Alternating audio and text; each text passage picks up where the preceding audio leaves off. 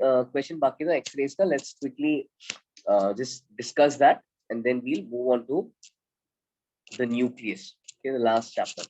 So, if the wavelength, the question is if the wavelength of the K alpha X-rays for niobium is 3000 picometer, find the element whose K alpha wavelength is 12,000 picometer. Okay. Yes, Steven. February end के आसपास would be my guess. If it isn't out yet, my guess would be around February. Okay, so find the element whose K alpha wavelengths are 12,000, 750, 300,000, etc. So, I hope you guys were able to do this. It's a simple ratio proportion question based on Moseley's law, because Moseley's law tells us that frequency, root of frequency is proportional to Z atomic number minus B. And बस यहाँ पे थोड़ा एक extra variation was कि frequency के जगह we're talking about wavelengths over here. We're told कि niobium का wavelength is 3000, and you can look up the table and see niobium का atomic number is 41. You don't have to memorize these things. You will in the exam, in the front of your booklet, you'll always be given the atomic number of all the elements. So it won't be a table, but you will have the atomic number and the atomic mass number of all the elements. So right now, what we can do is lambda is inversely proportional to Z minus B. B is 1. So कोई और element के लिए K alpha का wavelength का root upon niobium के लिए K alpha का wavelength का root is inversely proportional. तो है niobium का Z minus 1 upon दूसरे element का Z minus 1. Okay. Lambda dash for another element happens to be 12,000 picometer. So plug that in. So root 12,000 by 3,000, we know that's going to be root of 4, which is going to be 2. So what is Z dash going to be in that case? So 2 is 41 minus 1 upon Z dash minus 1. 2 is 40 by Z dash minus 1. 2 is 40 by Z dash minus 1, making Z dash minus 1, 20. Making Z dash 21. Okay. So then you can look up the table and find that 21 is scandium.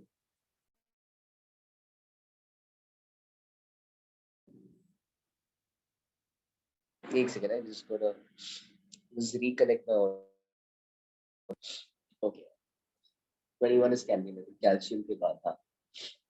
Cool. The next one is 750 picometers. So यही idea है. I mean, just making you do this for different values. So this is how they could play around with Moseley's law. Again, comes down to the same thing. Root of lambda is inversely proportional to Z minus 1. So 750 wala lambda is 1/4 of 3000. So root of lambda is half of niobium wala lambda. So accordingly, Z minus 1, if you solve it, that will come out to be double of niobium wala Z minus 1. Niobium ke liye Z minus 1 is 40, right? So Z double dash minus 1 is double of 40. So it's 80, making Z double dash 81. And 81 would be tantalum, if I remember correctly. Tantalum. Last one. Similarly, last वाले में मैंने lambda को कितना times किया है? 100 times किया है. 100 times lambda किया है. Lambda 100 times होना मतलब root of lambda 10 times होना. Root of lambda 10 times होना मतलब Z minus B 1/10 होना. तो Z minus B niobium के लिए 40 है. उसका 1/10 is going to be उसका 1/10 is going to be 4, right? So Z minus 1 for boron is going to be 4. So boron का 5 आता है.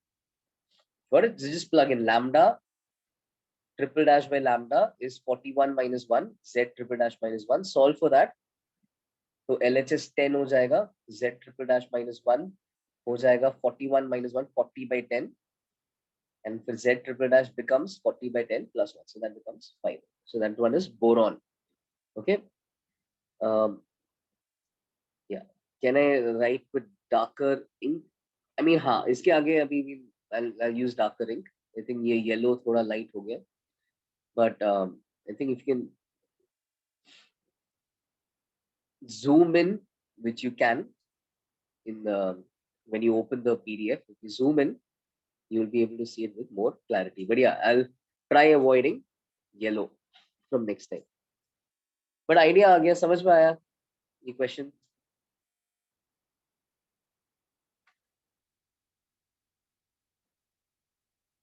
Any doubts in this?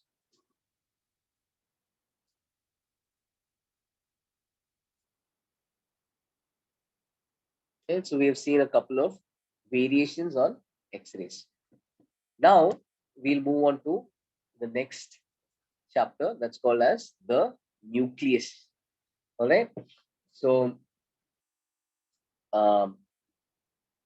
yeah, let's just get started with this chapter. So as you all know, the nucleus is made up of protons and neutrons, right? And you guys also probably know that they are collectively called as nucleons. Okay.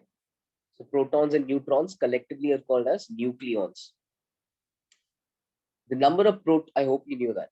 Now the number of protons is represented by Z and is called as the atomic number of the element. Number of protons is represented by Z, called as the atomic number of the element. Normally, I've seen some students get confused which one is Z, which one is A. But I think based on Bohr's, you may remember कि है ना Bohr's में वो Z square वगैरह आता है. That's because the proton, the nucleus का charge is Z times E. So that's the reason Z appears, right? So if you reflect on Bohr's, which जिसके results you have memorized, you will remember, you will from that you can draw कि अच्छा Z was actually the number of protons. So atomic number is represented by Z. Okay. The number of nucleons is represented by A. The number of nucleons is represented by A, and this is called as the mass number of the element. This is called as the mass number of the element. This is not to be confused with molecular mass or atomic mass. Yeah, atomic weight is not to be confused with that. And we'll see how this is different from that in a bit.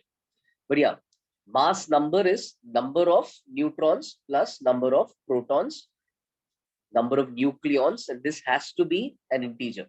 This has to be an integer. Okay, this is represented by the symbol A.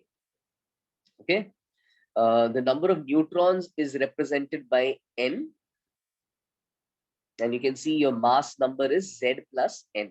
A is Z plus N. Mass number is number of protons plus number of neutrons. Okay, an element is represented by the symbol A, X, Z. Okay, these are written on the left hand side, not on the right hand side. They're written on the left hand side of the element symbol. Okay, and bear in mind, atomic number नीचे है, mass number ऊपर है. You will not be confused if the actual element is written, because you obviously will then know कि बड़ा number is the mass number and smaller number is the atomic number. But if the numbers are not written, okay, if the numbers are not written, you have to make an effort to remember this, because है ना, कई बार ऐसा होगा, जैसे आगे हम पढ़ने जाएंगे, we'll study something called as an alpha decay. ठीक है, जिस थोड़ा D2 ले लो, अल्फा डीके ऐसा कुछ सीखेंगे. अल्फा डीके में क्या होता है, हीलियम न्यूक्लियस निकलता है, जिसके कारण एटॉमिक नंबर 2 से कम होता है और मास नंबर 4 से कम होता है, right? So now you need to know which one is the atomic number, क्योंकि तुम्हें उससे फिर 2 सबट्रैक्ट करना है. You don't have numbers in front of you to know which one is the atomic number. You'll have to intentionally remember कि नीचे वाला atomic number है. You'll have to intentionally remember that. तो इसका जो रिजल्ट होगा उसमें ये इधर Z-2 आएगा, उधर A-4 आएगा. तो you'll need to remember these symbols, and you'll need to remember that when they're written in this manner, the atomic numbers written down the mass number is written up. Okay, thoda part, this is the starting part, is a little repetition of what you have seen in chemistry. So we'll quickly move on to new stuff. Now, different nuclei, okay, again, theoretical stuff, different nuclei with same number of protons are called as isotopes. The protons same hai, so they're called as isotopes. So examples of isotopes will be almost every element has a certain set of isotopes. Hydrogen ke liye you have H1, H2, H3. When I say H1, H2, H3, the number after H represents the mass number. Okay. I will never need to represent the atomic number, because the atomic number, yes, Devin, yes. So the atomic number is unique to the element. तो इसलिए हम one कभी atomic number mention करने का वैसे जरूरत नहीं पड़ेगा. H implies an atomic number of 1, but H के साथ the mass number is not directly, I mean, you can't zoom in on a mass number because H has different mass numbers. It has different isotopes. So H1 refers to the standard hydrogen, which is called as protium. Okay? This is called as protium.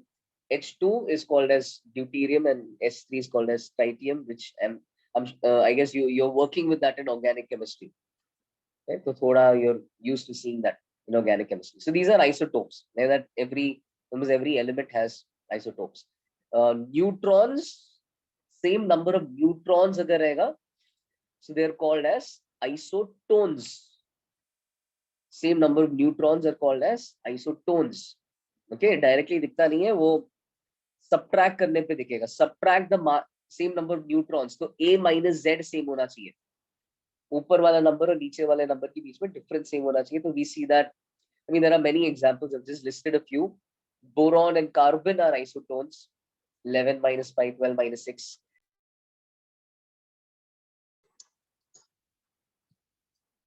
Call आ रहा है बीच में एक बार. Yeah, sorry for that. Aluminium, silicon are isotones. You can see number of neutrons in both cases are 14. Then, as people are pointing out in the chat, potassium and calcium isotones hai. I think 1939 and 2040. So I think potassium, calcium are isotones. Sodium, magnesium also. Yeah, I mean, you have to look up the table, but yes, there are a bunch of, especially in the start, you get to see these isotone wale pairs quite clearly. So those are isotones. Number of neutrons should be the same. Okay. Isobars. Okay. I think sodium 1123 and magnesium 1224. Guessing I'm right. Anyways. Isobars, the last one. Isobars is, okay, thanks. Isobars is if you have the same number of nucleons. So same mass number, same number of nucleons. So protons, neutrons individually alag hoga, because element, we're talking about different nuclei. Protons, neutrons alag hoga, but unka sum same hoga. So you have carbon 14, nitrogen 14, oxygen 14. Okay, in this, of course, nitrogen 14 is the common stable one, but carbon ka 14 and oxygen ka 14, these isotopes do exist, and they are collectively isobars. Okay, so they're collectively isobars. Accordingly, हाँ, ऐसे बहुत सारे examples है. Okay? Yes, an isotope of sodium and magnesium, Na24, if that exists, and Mg24 would be again isobars. So that's the idea. Okay, so different nuclei with same number of protons, isotopes, neutrons, isotones, nucleons, isobars. Remember those terms. Again, you'll cry if this comes in the exam and you have not made an effort to remember this, and you lose marks for something as simple as this. Please remember it. Okay. C12, C14 में कोई पूछ रहा है which one is unstable. I know C12 is a normal one, the most commonly found. C14, you'll have to Google and see whether it's unstable or whether it is in a way stable. Okay.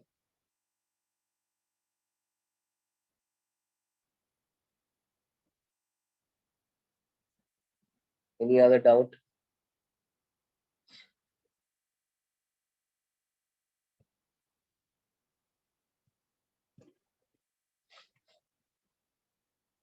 I think my guess would be C14 would be unstable.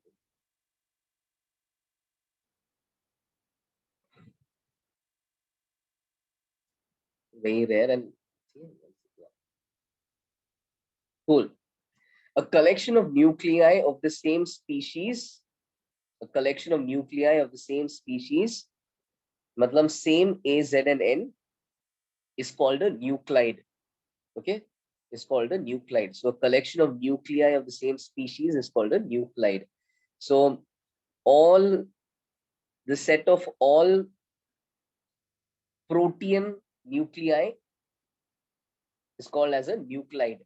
Okay, the set of all deuterium nuclei is called as a nuclide, deuterium nuclide. This is it's a collective term for all nuclei, not of the same element, because an element has different isotopes, but for a particular isotope of an element. A collective term for a particular isotope of an element is called a nuclide. It's like species. Okay? It's like species. An element may be like a family. Like wild cats is one family, but then tigers another, or tiger is one family. उसमें Bengal tiger is one species, Siberian tiger is another species. वैसा scene है. Okay? So this is one nuclide, a collection of all H1 nuclei is called a nuclide. Collection of all H2 nuclei is called a H2 nuclide. Okay? I think you got the idea. So that's your first page. A little bit of an introduction.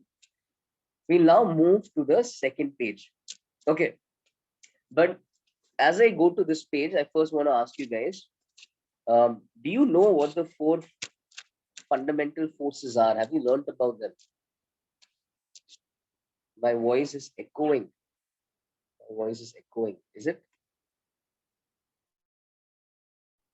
Check. Is it better now?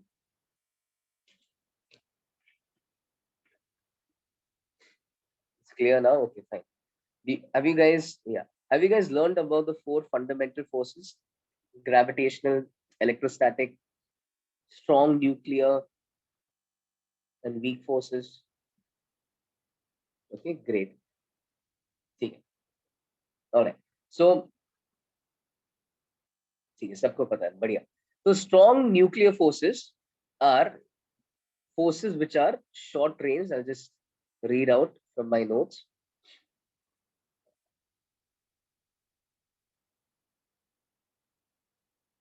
Yeah, weakest, लोग बोलते हैं weakest is gravitational force and strongest is the strong nuclear force. ठीक है, बात सही है. एक बार छोटा सा recap करेंगे. लॉज ऑफ मोशन के वक्त देखा होगा. एक छोटा सा recap जिस करेंगे strong nuclear force and weak forces. बाकी तो पता है, इलेक्ट्रोस्टैटिक एंड ग्रेविटेशनल फोर्स हमें एनीवेज पता है. Strong nuclear forces, by the way, if you want to refer to this page, this is again in the drive. बस मेरे laws of motion folder में पेज 4 में और पेज 5 में मिलेगा. तो strong nuclear forces, the electrostatic force between 2 protons is repulsive in nature, and therefore the protons should ideally have left the nucleus because they're repelling each other. Okay, but then however we find then the nucleus is still stable, so there is some attractive force which is present which counters the repulsion of the protons. Okay, further analysis with binding energy and all that makes us realize that this attractive force is actually very strong. So the attractive strong nuclear force between the nucleons prevents it from leaving.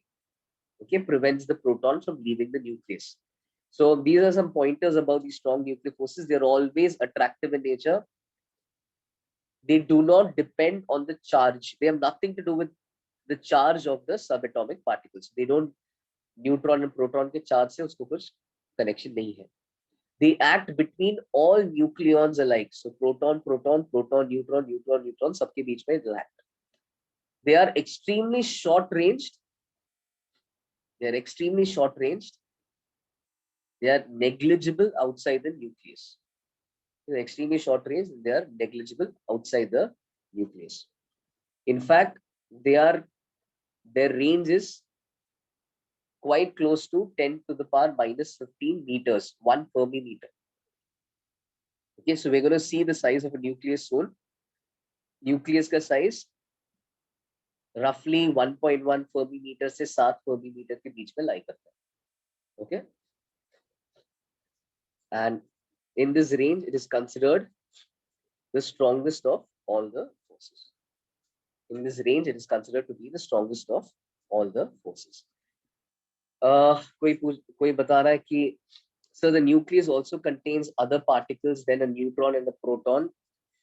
The nucleus technically contains only neutrons and protons, but what we have learned lately is that neutrons and protons are not elementary. In a sense, they can be further divided. So they themselves are made up of particles called as quarks, up and down quarks and stuff like that. So, I mean, this is not something we want to get into, and this is not something you need to know at all for your JEE exam. But so then again, neutrinos and all, we talk about that later. So again, that's again an elementary particle. The nucleus doesn't contain it. Nucleus is made up of protons and neutrons. But protons can change to neutrons, and when they change to neutrons, they will emit certain particles called as neutrinos. So, ye baat ki baat hai. So let's not jump ahead. But the nucleus is purely made of protons and neutrons. But when they convert from one form to another, they emit certain other elementary particles. Okay, which if you go further deeper and you study what a proton and a neutron is actually made up of, that will make more sense. But that's beyond the scope of what we are trying to achieve at this stage. So at this stage, like we just say, कि in a beta reaction, in a beta decay, proton neutron बनता है और ये ऐसा निकलता है. ये neutron proton बनता है और वो ऐसा कुछ निकलता है. So we'll talk about those things then. But that's why those things happen. ये क्यों निकलता है, ये क्या चीज है, that will be a little beyond the scope of what we're trying to achieve right now for your JEE exam, right? Okay. So now, we just said it's significant up to a distance of 10 power minus 15 meters. In this range, it is considered the strongest of all the forces. Those are your strong nuclear forces. Weak forces, एक बार पढ़ेंगे. Weak forces, these forces are the forces which occur within a subatomic particle. Okay, so proton is just not indivisible. Uske andar there are more particles. Okay, there are quarks, 3 quarks, and then there are more things inside it. So these forces are the forces which occur within that subatomic particle. They are responsible for nuclear reactions. They are the ones responsible for making a proton a neutron, or making a neutron a proton, etc. Their range is the shortest, and they are negligible outside a subatomic particle. Okay? That said, just एक चीज I'll address before we go back to our chapter. सब लोग, you might have heard this statement कि sir, gravitational force is the weakest, nuclear force is the strongest. ठीक है, fair enough. I'll accept that statement, but I don't like that statement that much because it depends on the context. All depends on the context. I will agree कि in a range where all forces are present, उसमें gravitational weakest है. Where will all forces be present? Inside a subatomic particle, because weak force तो उसके बाहर होता ही नहीं है. So inside a subatomic particle, you would expect roughly, this kind of order. Nuclear is the strongest, electromagnetic next, then weak forces, and last you have your gravitational force. Naturally, क्योंकि inside a subatomic particle कितना ही mass होगा, उतने कम mass के साथ and with the very low value of G, it's impossible to have any significant gravitational force. Outside a subatomic particle and within a nucleus, इस range के बारे में बात करेंगे, तो no longer is gravitational the weakest, क्योंकि इसमें तो weak force गायब हो गया. Weak force is out of competition. So weak force is technically the weakest. तो context पे depend करता है. Outside a subatomic particle, nuclear is stronger than electromagnetic, stronger than gravitational force. weak force is out of the race. The गायब ही हो गया लगभग. Outside a nucleus for normal sized objects like you and me, nuclear force भी गायब हो गया है. So gravitational is not the weakest. For normal sized objects, so the nuclear force is stronger hai. The nuclear force is short ranged. Beyond its range, it's almost as good as not there. Right? So outside the nucleus for normal sized objects, only these two are in contest. Moreover, if you're talking about heavenly bodies, everything is weak except your gravitational force. You're dealing with objects of large mass and at large distances. But that's it. No electromagnetic force, no weak force, no strong force. You only have gravitational force. So the statement ki gravitational force is the weakest should not be just said lightly. It has to be said with the right context. In a situation where all four are present, gravitational force will be the weakest. Inside a subatomic particle, it's the weakest. Otherwise, heavenly bodies, the case is the strongest. Okay. All right. So you'll see why we did that quick recap. So it depends on the scale, the size, the scale or the distance between the particles being considered. कौन strong है, कौन weak है, और range पे depend करता है. सही है, good. Now, all protons repel each other by electrostatic repulsions inside your nucleus.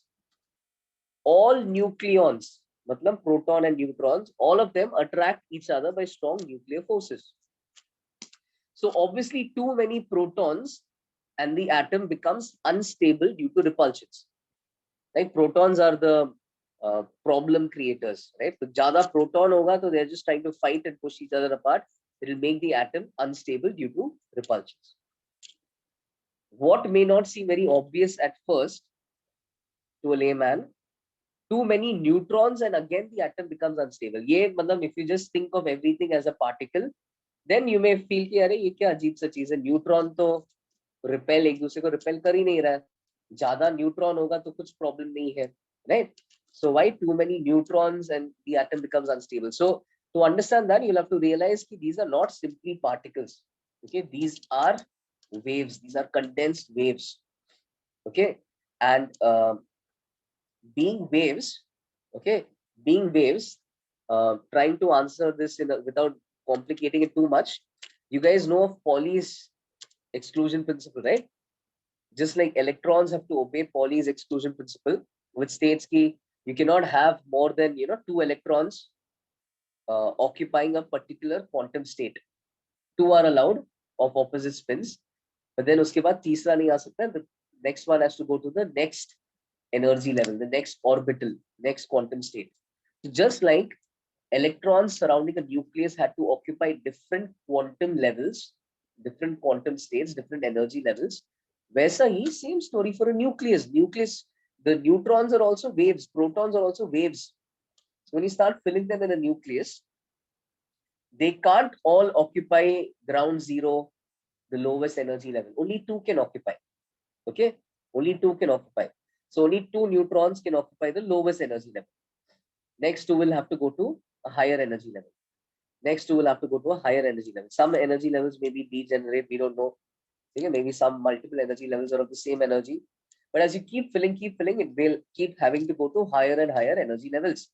So अगर तुम बहुत ज़्यादा neutrons डालोगे, subsequent neutrons, if you keep adding them, subsequent neutrons will occupy really high energy levels,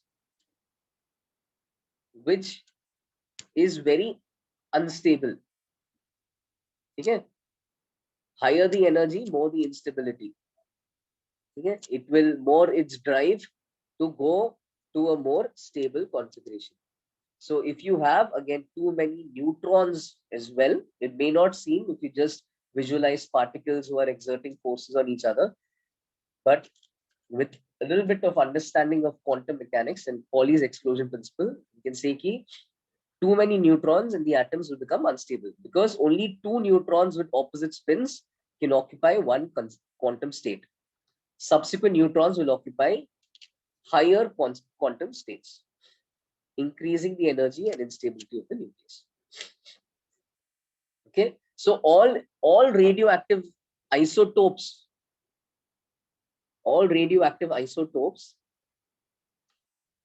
या तो have too many neutrons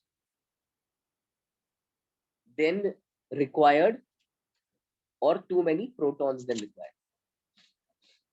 So they are the kind of decay they undergo, in a way tries to correct that. ज्यादा neutrons होता है, so it will try to change the neutrons to protons, और ज्यादा protons होता है, so it will try to change the protons to neutrons, which is what happens in a beta decay. We'll come to that. But thus the moral is, even if you don't understand this fully, or even if you feel you've understood but you can't repeat it to someone else when asked, that's fine.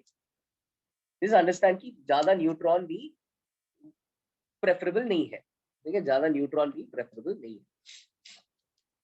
Okay, so thus a healthy ratio of neutrons to protons is required for stability. So this neutron to proton ratio is found to be around 1 for light stable nuclei. So starting में hydrogen, helium, ऐसा starting वाले elements के लिए this ratio is found to be 1 for light stable nuclei. Okay?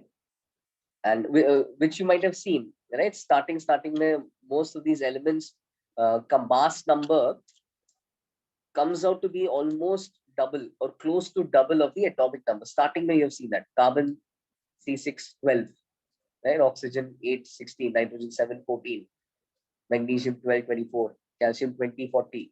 So starting में neutron and proton का ratio is around 1 for light stable nuclei, but later on it's around 1.6 for the heavier stable nuclei.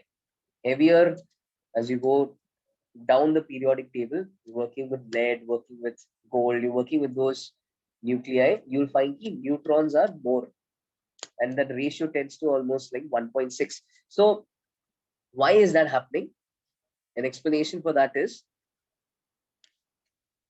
first starting में double है, उसके बाद it becomes more than double. कोई बोल रहा है first 20 elements तक double है, उसके बाद it starts becoming more than double. So why is that happening? So for atoms with larger radii, nuclear force is firstly a very short range force. Unlike the electromagnetic force, nuclear force is a short range force. So for atoms with larger radii, the nuclear force between nucleons far apart is ineffective in overcoming the electromagnetic repulsive forces. Okay. Thus, the neutron to proton ratio is more for a heavier nucleus. So, क्या हो रहा है? If I have a small atom, तो क्या होता है ना? If you consider atoms on the boundary, so a small atom के अंदर जो भी nucleon होगा, because the atom is small, this particular nucleon will be within the range of all other nucleons का nuclear force. Hence, उस पे जो attractive force है, that can in a way counter the repulsive force that other protons are going to apply on this proton. Let's say this is a proton. But if we go to heavy nuclei, bigger nuclei, more number of neutrons and protons. Now in that one particular proton पे repulsive force लग रहा है, and electromagnetic force is long range, तो उस पे repulsive force सारे protons के कारण लगने वाला है, सारे protons के कारण repulsive force लगने वाला है. But क्या हो रहा है? Nuclear force पूरा atom के कारण अब सारे nucleons के कारण नहीं लग पाएगा, क्योंकि nuclear force is short range. So when the atom becomes too big, only maybe a portion of the atom is able to prevent this proton from escaping.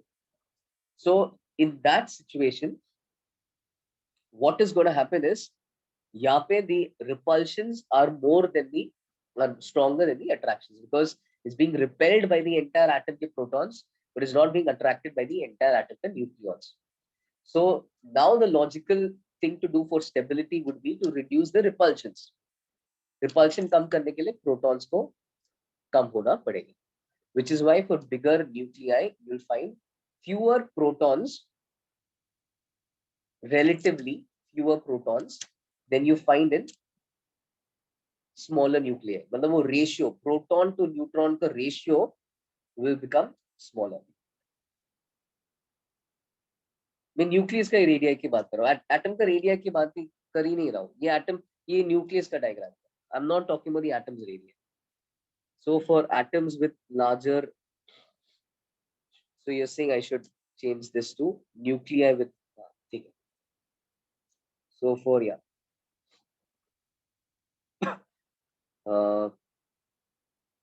nuclei with larger radii, the nuclear force between nucleons far apart is ineffective. Yeah, that's fair enough. Got the idea why we expect n by z ratio to, in a way, increase. Okay, neutrons are doing a good job. Okay, it's like protons are the problem makers. Neutrons are trying to bring peace. They're doing a good job. But imagine neutrons are like policemen, good policemen, if you can imagine that. But they are short range. So for smaller cities, smaller nuclei, they can keep an eye on all the protons. But for larger cities, they are ineffective in keeping an eye on all the protons. So you, in a way, need more neutrons, relatively more neutrons in a larger nuclei. If anyone, larger nucleus, if anyone has any doubt, you didn't understand that reasoning, please ask. This, by the way, is a graph. Now, this is from the HCD. So this is a plot of number of neutrons versus number of protons plotted for different elements and different isotopes. Okay, different elements, different isotopes. So like just for instance, first and foremost on the x-axis, I have number of protons. X-axis pe I have number of protons. Okay? And y-axis pe I have number of neutrons. Okay, like now in this graph, if I look at this atomic number 10, number of protons 10. So for 10 protons, you can have, and किसका हो गया, neon का हो गया ना शायद. You have several different isotopes present, right? So 10 protons, you have several different isotopes present. So you have several different values, several different possible number of neutrons that that particular element could have. But out of all of them, not all are stable. So इसने क्या plot किया है? He has plotted every such combination of proton and neutron. If you find multiple circles for the same number of protons, that means they are isotopes of an element with that atomic number. So all these yellow circles which just got highlighted, they are all isotopes of an element with atomic number 10. But then what else he has done? He has colored the stable nuclei in black. This is in the HCV. If you want to refer to that, you can refer to that. He's colored the stable nuclei in black and the unstable nuclei, the radioactive nuclei, in white. So if you look closely, the black portion of the curve, the stable isotopes, it starts out along this line. This is the line y equal to x, number of neutrons equal to number of protons, n equal to z. This is that line. So starting में your stable nuclei, the stable healthy ratio starts out along the line n equal to z. Gradually, you find कि this line, okay, heads, it moves away from n equal to z, and you can see how the slope is gradually increasing. So eventually, for heavier nuclei, you find कि the ratio of n to z for the heaviest stable nuclei almost reaches 1.6. Almost reaches 1.6. Okay? And yes, it seems like from this graph, after a point, none of the isotopes are stable. After a point, none of the isotopes are stable.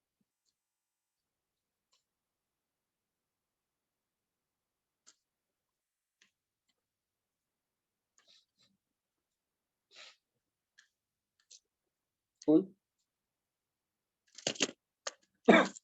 All right. So that's the neutron to proton ratio. So what we're going to see is, like, for certain isotopes, which are unstable now, if you have isotopes lying in this portion जहाँ पे ज्यादा अभी ये क्या है, इसमें y axis कम है from the stable line और x axis ज्यादा है. This guy has more protons and lesser neutrons than its stable counterparts. So elements in this portion, elements below the black line in a way, would want to change its protons to neutrons. There is a type of beta decay where protons get converted to neutrons, and we'll come back to that. And just giving you a small teaser. And similarly, elements over here, which have more neutrons than required, they'll want to convert their neutrons to protons so that they can come and again lie on. They can become one of these stabler isotopes. Okay. All right. Cool. So no doubts, then we'll move on. Nuclear radius. Okay. So now, even as I talk about nuclear radius, I'll just again make you guys aware that a nucleus is not a ball, it's not a sphere like a planet. It's again ultimately matter. All matter are technically waves. So the nucleus is also a wave. It has a wave function, but that wave function quickly, in a way, it's maximum at one particular value, which we can imagine to be the center of the nucleus, and then it quickly decays as we move away from the center. Okay, that wave function, it decays as we move away from the center. So then in that sense, nuclear radius is technically defined as the distance from the center जहां तक वो wave function significant होगा. एक point के बाद they'll say कि it's too insignificant, तो वहां पे they will in a way draw an approximate boundary of the nucleus.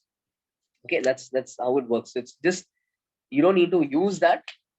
It's okay if you imagine them to be spheres for your JEE, that's fine. But just again, be aware that these are things which are technically waves, and it's just where the wave function becomes negligible. That is, till that point, we draw a boundary for the nucleus. Okay. So now experimentally, the average radius of a nucleus is found to be r is equal to r naught a to the power 1 by 3.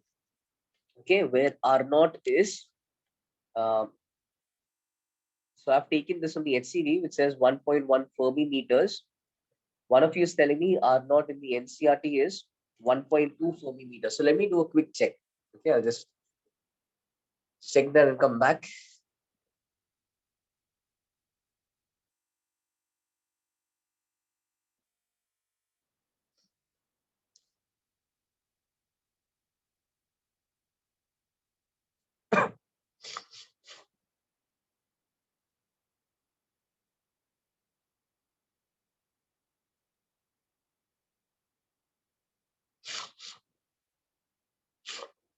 Okay, fine.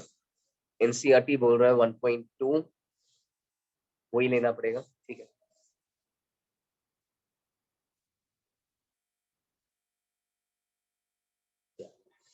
NCRT 1.2 बोल रहा है. We'll stick to what the NCRT says. Okay, and it's again, so this is again reflective of what I was saying. These are drawn. Probably the HCV is referring to another source. The NCRT is referring to another source, which is why when approximated, you get to see slightly different results. The whole point being, why are different sources giving different values? Because there is no perfectly defined boundary. It's just maybe one source said कि इतना percentage तक अगर wave function गायब हो जाएगा तो हम यहाँ पे boundary draw कर लेंगे. Maybe one source decided it at 95%. 95% of maximum intensity of your wave function, वहां तक हम draw करेंगे boundary. Maybe another source took it as 98%. So which is why थोड़ा ऊपर नीचे ये values technically दिख सकते हैं. Okay, so we'll stick with R naught as 1.2 Fermi meter based on what your NCRT says. The important point over here is the fact that it's proportional to the cube root of your mass number. It's bound to be proportional to the cube root of your mass number. So these were measured for different elements, and again plotted with against they were plotted with against the mass number, and then a curve was fitted, and they found okay, it's proportional to a raised to 1/3. That leads to something interesting, because if you see the volume of a nucleus, uh, it's spherical in shape. It doesn't have a fixed boundary as such, but if you're taking that as the boundary, it's spherical in shape. So the volume becomes 4/3 pi r cube, 4/3 pi r naught. अब r को substitute कर लो तो r cube हो जाएगा r naught cube into a. Okay. If m is the mass of a proton, if m is the mass of a proton or the mass of a neutron, then the mass of a nucleus, if small m is approximately the mass of a proton or neutron, we're working approximately here. Later on, we'll be more specific with the proton and neutron mass. But the mass of a nucleus is then approximately m times number of nucleons. So protons and neutrons have approximately the same mass. That into number of nucleons will give you the entire nucleus ka mass, more or less. Not exactly, but more or less. The density of a nucleus then becomes mass per unit volume. Mass per unit volume, right? Density becomes mass per unit volume. So mass is m times mass number. Volume is 4/3 pi r naught cube times mass number. What's interesting over here is we find that your density of the nucleus seems to be independent of your mass number.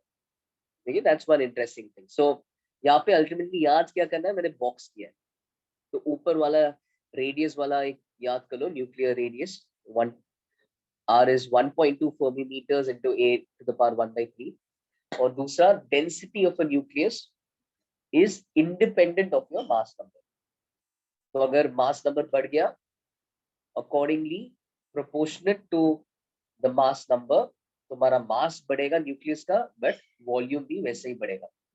Therefore उनका ratio यानी कि density A का independent रहेगा. What I did in the other class is just to give you a rough idea of, अब ये जो radius है, ये radius कहाँ तक जा सकता है, right? So just to give you a rough idea of what is the range in which a nucleus का radius lies. So to give you a rough idea of what that term a raised to the power 1/3 वो कहाँ से कहाँ जा सकता है. So then I googled and saw कि a का biggest value क्या हो सकता है. I think something around कोई तो एक element था 298 या ऐसा कुछ value तक, something starting with O. तो ऐसा एक element के लिए A was the largest possible. Okay, so given that it's somewhere around 290 300, implies कि A lies between 216 जो 6 का क्यूब है and 343 जो 7 का क्यूब है. So फिर A का cube root should lie between 6 and 7. So A का cube root therefore goes from 1 to 6.65. ठीक है, तुरंत ऐसा देखने में we may not quickly process ये क्या range हो सकता है, but giving it a little bit of thought, you don't see elements with masses greater than like uranium वगैरह जो काफी नीचे है, उनका 235 236 के आसपास है. So you'll not see anything crossing 300. And then 300 ka cube root, you know, is between 6 and 7. So just to give you a rough idea, A to the power 1/3 lies between 1 to 6.65. Okay. Again, I'm using yellow over here. Let me put that dot nicely. 1 to 6.65. And radius of the nucleus therefore lies between, just change karna padega. This was using 1.1 earlier. Okay, 1.2 fermimeter से लेकर, let me just see that,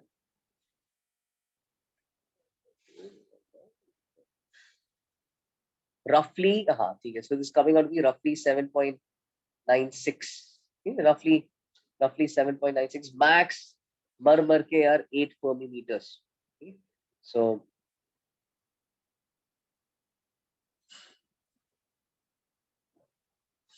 8 Fermi meters के ऊपर, ठीक है, ये भी stretch किया मैंने, 8 Fermi meters के ऊपर you will not see the radius of any nucleus.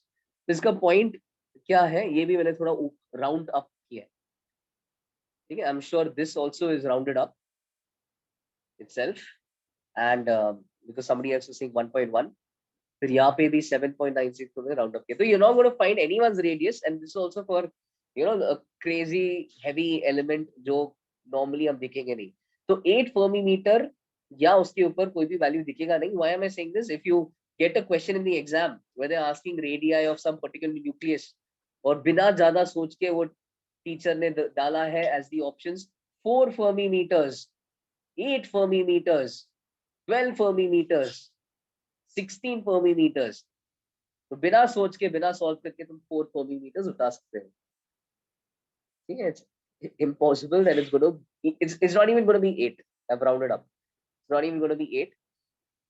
So it's impossible कि it's going to be anything 8 or anything beyond 8.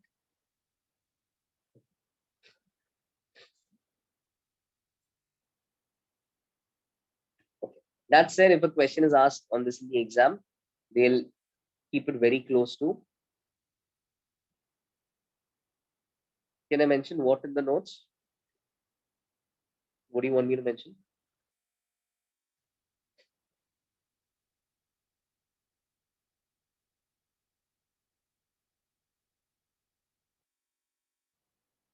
You won't find, अच्छा, R won't be greater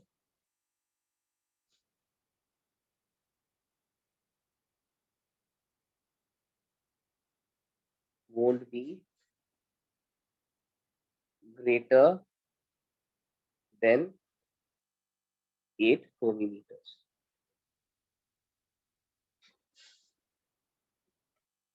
So if you find someone giving options like that, just reject it right away. Okay.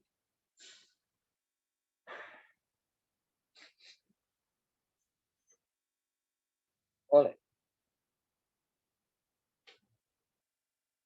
Cool. So let's now move on. This chapter, let me just tell you that this chapter, iske questions will sometimes involve a little bit of calculation. थोड़ा मेहनत करना पड़ेगा. Stick to what your school has taught you. ठीक है, just जैसा long multiplication जैसा करते थे कैरी ओवर वगैरह के साथ, do that. Don't try doing it in your head. Do it systematically. You will eventually get the answer. But हाँ, थोड़ा हर क्वेश्चन में थोड़ा कैलकुलेशन गंदा सा हो सकता है, and you may need to put in a little bit of effort. But that said, also I've noticed that sometimes students, while reading this chapter, they feel कि there's like too much information and it seems chaotic and they don't feel like reading it. But I would just say keep brush those aside, because once you actually understand the chapter, you'll realize that this is not a conceptually deep chapter. Yes, there is a little bit of information here and there. What's an alpha decay? What's a beta decay? There's a lot of information. But conceptually, it is all based on this equation.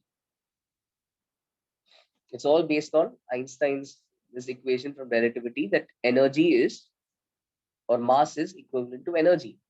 E is equal to mc square. So it all comes down to this. So this chapter could be very scoring once you understand the basics and you're not scared of the facts. It could be quite scoring. Unlike rotational, unlike center of mass, unlike electromagnetism, which could get quite conceptual, it's not like that. It has at the heart of it, it has a simple logic. It's at least for what you need to do from your JE perspective, and it's quite fun. I think it's quite fun, yeah. All right, so let's see. Well, so Einstein said that matter can be, Yeah, go ahead. Yeah, do nuclear chemistry, do nuclear physics. This is definitely a branch which is still being explored. It's a lot of um, potential area for research, and is quite fascinating. Okay, matter can be viewed as a condensed form of energy. Okay, matter is a condensed form of energy. Like water is a ice is a condensed form of water. Um, right? Water is freely flowing, takes any shape. Ice is so different from water, just one solid block. Water is a condensed form of ice.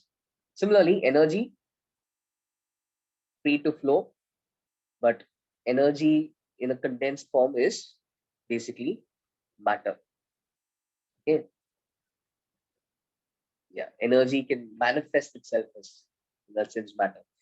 Now, Einstein's theory of relativity reveals that a mass m is equivalent to an energy E, where E is going to be mc square. Okay? Anyone who doesn't even know enough physics probably has heard of this equation.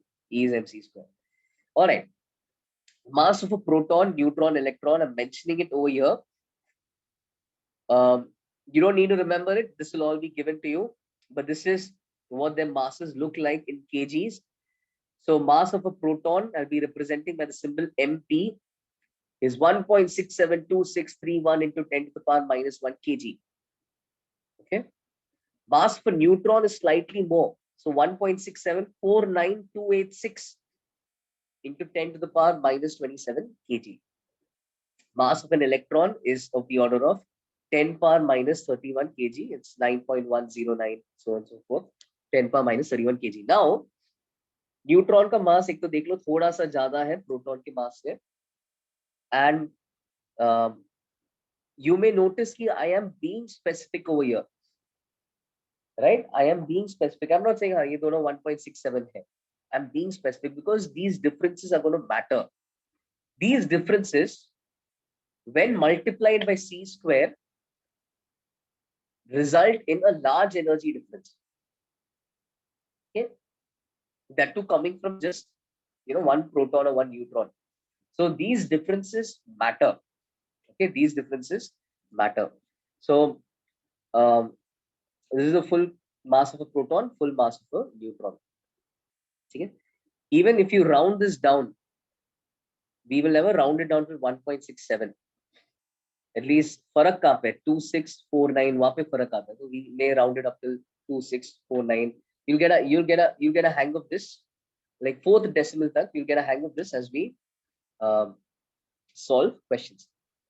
ठीक है, at least fourth decimal तक हम maintain करेंगे क्योंकि उसी में फिर फर्क आता है. थर्ड एंड फोर्थ डेसिमल में फर्क आता है और उसी के कारण कॉन्सिक्वेंसेस होते हैं. ठीक है. अच्छा, now another unit of measuring the mass or another unit of expressing the mass of these particles is a unit called as the unified atomic mass unit, also called as Dalton, also sometimes incorrectly but popularly called as only atomic mass unit.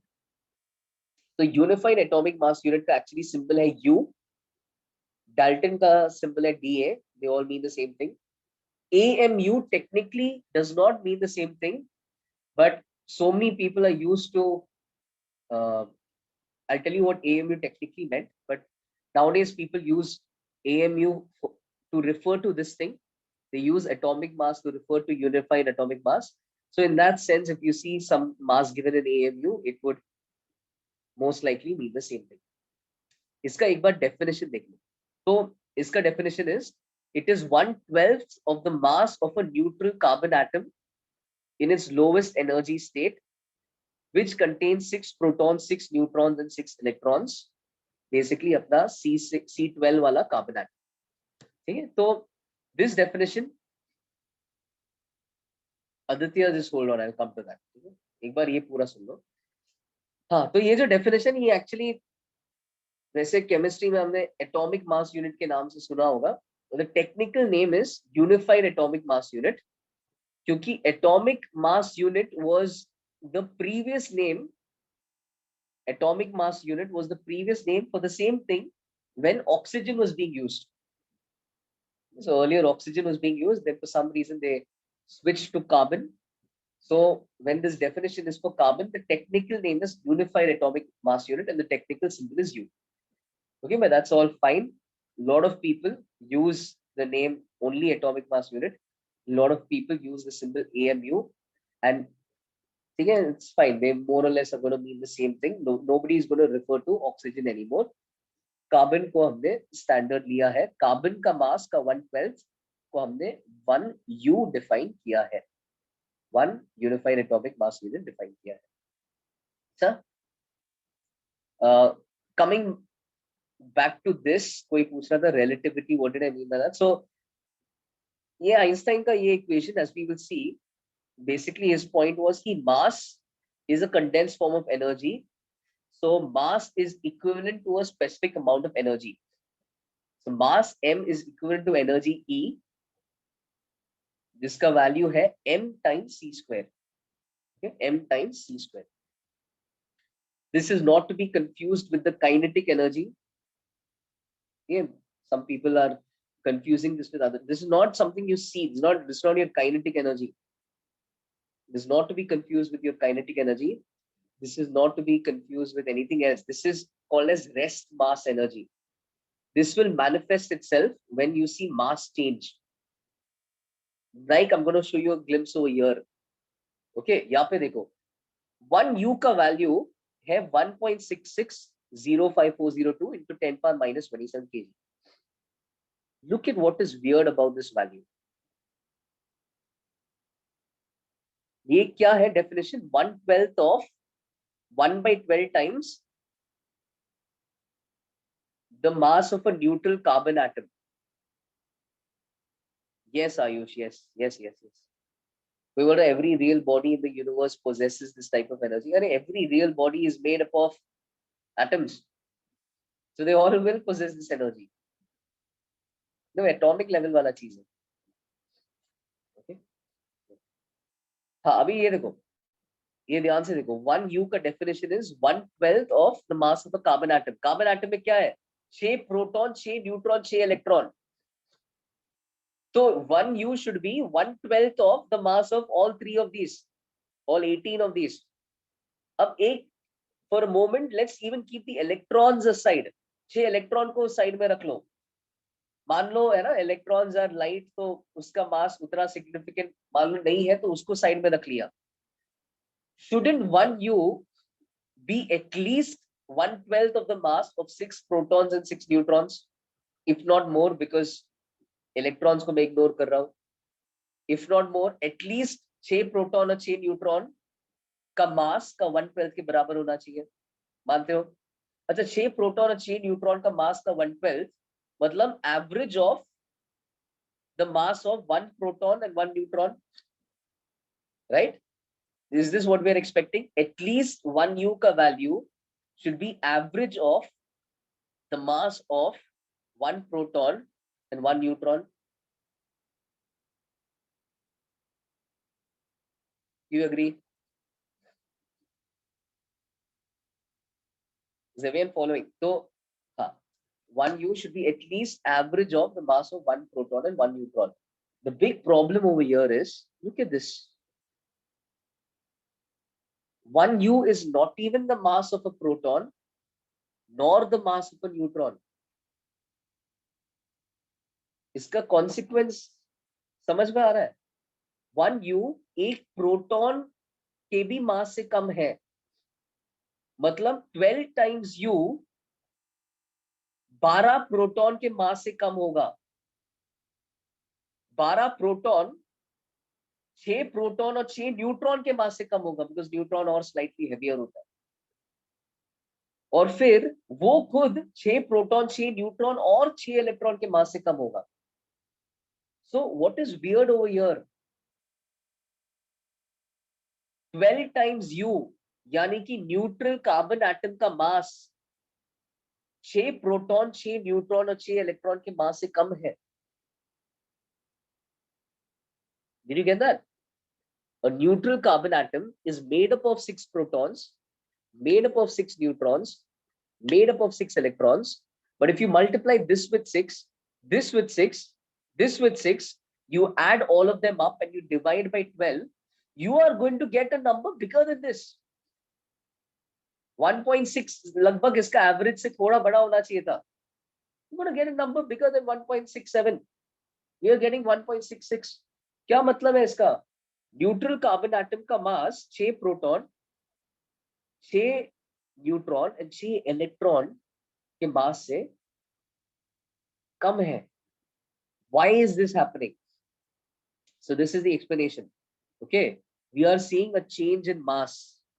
This is pushing the boundaries that we had placed earlier, saying mass cannot be. Earlier we had kept this boundary in classical physics. The mass should be conserved.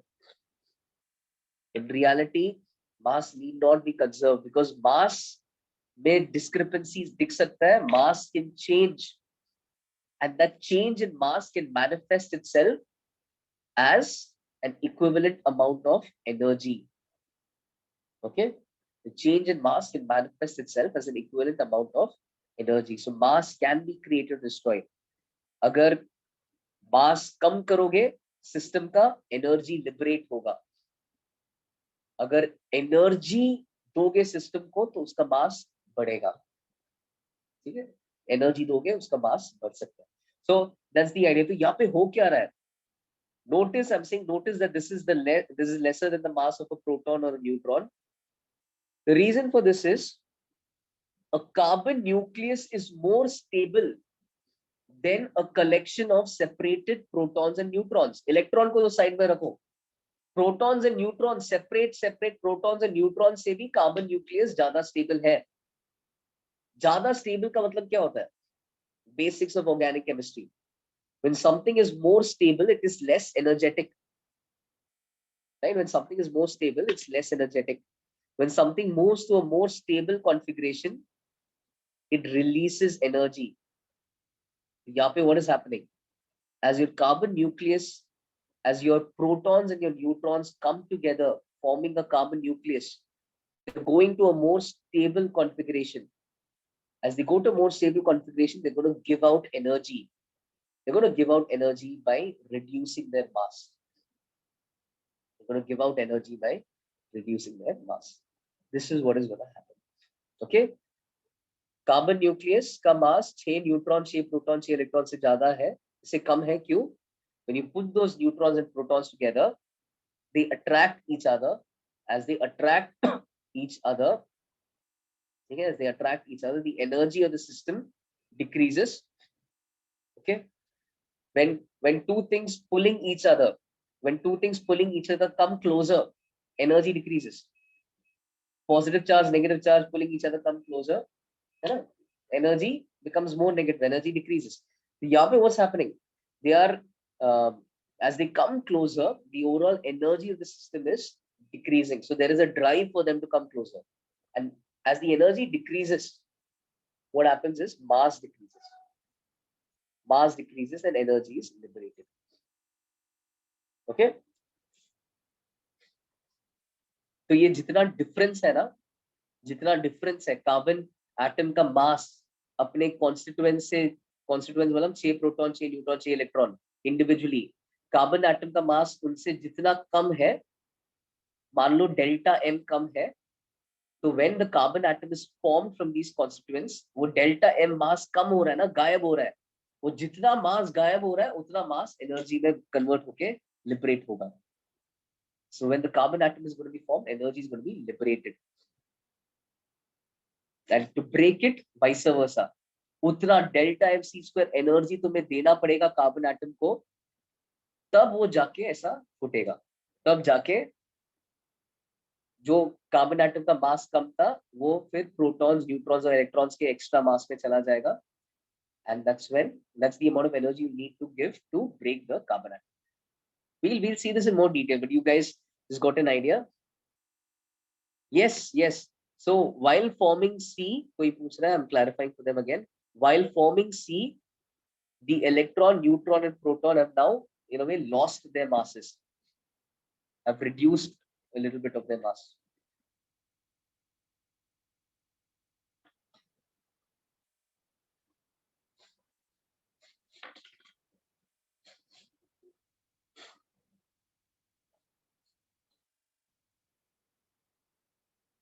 Yash, I'm not sure, but I think this is an action. This is something we observe.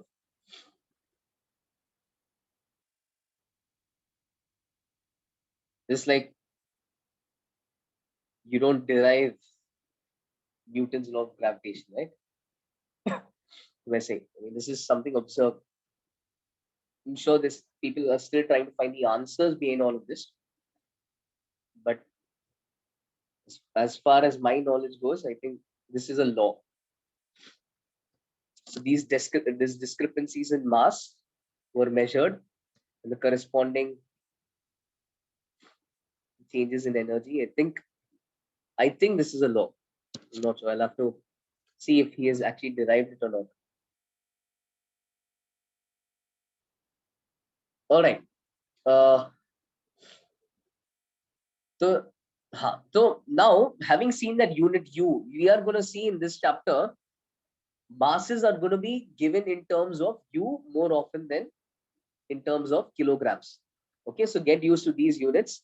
Again, nothing to memorize over here, but just see neutron ka mass in terms of U is a little bit more than 1 U. Neutron ka mass is a little bit more than 1 U. It's 1.00866 U. दिया जाएगा. Proton का mass is 1.0072767 U. These differences are important. Electron का mass 5.4858 into 10 to the power minus 4 U. ठीक है. U 10 power minus 27 का था, electron 10 power minus 31 का था, इसके लिए वो 10 power minus 4 आ रहा है. Hydrogen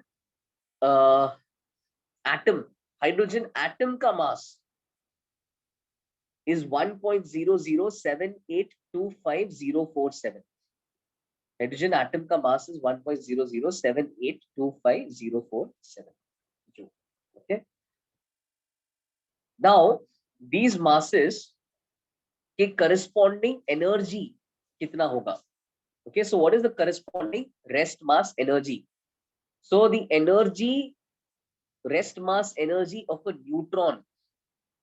This is theoretically, if you were to destroy a neutron, itna energy chahiye hoga. Or if you were to theoretically create a neutron, you would need this much energy. Not saying ki you can do it just with the energy, but if it were to be created, itna energy lagega, according to Einstein's equation. So neutron ko banane ka energy is mn c square. Neutron ka mass c square. So when you multiply this with c square, okay, and when you take the mass in kg and multiply with c square, you get the answer in joules, and then you convert to electron volt. Bottom line is, this is what the answer looks like, and we'll more often deal in mega electron volts. So it's a large amount of energy, 939 mega electron volts. एक single neutron के कारण इतना energy होता है. Imagine that. फिर proton के कारण 938.27231 mega electron volts. And electron के कारण 0.51099 mega electron volts. Now the important thing over here is, इससे mass लिखने का एक और यूनिट आता है. ठीक है, understand that, otherwise you will get confused later. तो ये जो c square है, c square को right hand side पे नीचे ले लो, and we can say कि mass of a neutron is 939.5653 mega electron volt by c square. Right, fair enough. So this becomes another unit for the mass for neutron. In the exam, you will be given the mass in one of these two units. One of these two units. In fact, if you're lucky, you'll be given in this unit. This is the best. Because इससे फिर तुम्हें जब energy निकालना होगा ना, you don't have to do much. जो number दिखता है, वही number is the corresponding rest mass energy. Okay, तो यहाँ पे जो नंबर दिखता है c square को बस इधर लाओ, तो mn c square is that number in mega electron volts. तो यहाँ पे जो नंबर दिखता है, मास में जो नंबर दिखता है, वही नंबर एनर्जी में दिखेगा when written in mega electron volts. This way, this unit is actually technically the best. Mass of protons is 938.27231 mega electron volt by c square. They may give that as well. Electron ka same thing, mega electron volt c square. Hydrogen atom का mass यहाँ पे लिख रहा हूँ 938.7668 mega electron volt by C square. यहाँ पे भी I did a little bit of addition and I checked कि if you add these two, okay, if you add these two, hydrogen atom क्या है? Proton and electron. That's it. It's one proton, one electron. Amazing thing is if you add these two, proton का mass plus electron का mass comes out to be slightly more than hydrogen atom का mass. I hope you understand again why. Same reasoning like we did for carbon. Hydrogen atom proton and electron की combination से बन रहा है, ठीक है? So as the proton and electron come closer to each other, the energy decreases, right? Stability increases. Individual proton and electron से ज़्यादा stable है एक hydrogen atom, right? So stability बढ़ रहा है मतलब energy कम हो रहा है, तो energy is being given out. Energy कम हो रहा है मतलब mass कम हो रहा है, okay? So the mass of your hydrogen atom is lesser than mass of an individual electron and an individual proton combined. That said, ये बस slightly कम है, ये उतना ज़्यादा कम नहीं है जितना कार्बन के लिए दिख रहा था. And the reason for that is carbon में your stability is coming by creating the nucleus. Nucleus बनाने में प्रोटॉन्स और न्यूट्रॉन्स को छोड़ के न्यूक्लियस जब बनाते हो, nucleus is a very stable entity, उसको तोड़ना बहुत मुश्किल है. तो न्यूक्लियस जब बनता है तब the increase in stability is so much that the decrease in mass is a lot more. यहाँ पे अलग सीन है. हाइड्रोजन एटम बनते वक्त बस प्रोटॉन और इलेक्ट्रॉन को तुम अटैच कर रहे हो, इसमें you don't have strong nuclear forces involved, you just have electromagnetic forces involved. So the increase in stability is not much, which is why it's easy to ionize hydrogen. That happens in chemistry, acids. So it's easy to ionize hydrogen, right? So therefore the increase in stability is not much. Therefore the decrease in mass also is not much. Slight है. It can be seen. You take the values, it's still consistent with Einstein's theory, but it's not much because here the forces are only electromagnetic in nature. अच्छा, तो ये सब again these are only I just walked you through these units. ये सब दिया जाएगा exam में. जो याद करने लायक है इसमें ये पेज में is this. You need to remember that 1U, let's say you're given these values and you have to convert, तो वो conversion factor याद कर लो. 1U is 931.478 mega electron volt by c square. Both are units of mass. U is a unit of mass. Mega electron volt by c square is also a unit of mass. Okay, so both are important. 1U से you will want to convert to this because इसमें जब convert करोगे तो तुरंत rest mass energy मिल जाता है. 16U का rest mass energy कितना होगा, तो ये conversion factor use कर लो, तो 16 into 931.478 मेगा इलेक्ट्रॉन वोल्ट सी स्क्वायर हटा दो, इतना एनर्जी होगा. एनर्जी चाहिए तो सी स्क्वायर हटा दो, मेगा इलेक्ट्रॉन वोल्ट रखो. मास चाहिए तो mega electron volt by C square के टर्म्स में लिखो. So you will need to make this conversion. So please remember this. If you want you can remember this, उतना चलेगा. 931 वाला पार्ट इंपॉर्टेंट है, वहां तक ठीक है. तो you can remember it as 931.5 mega electron volt per c square. That's fine. 931.5 mega electron volt per c square. All clear so far?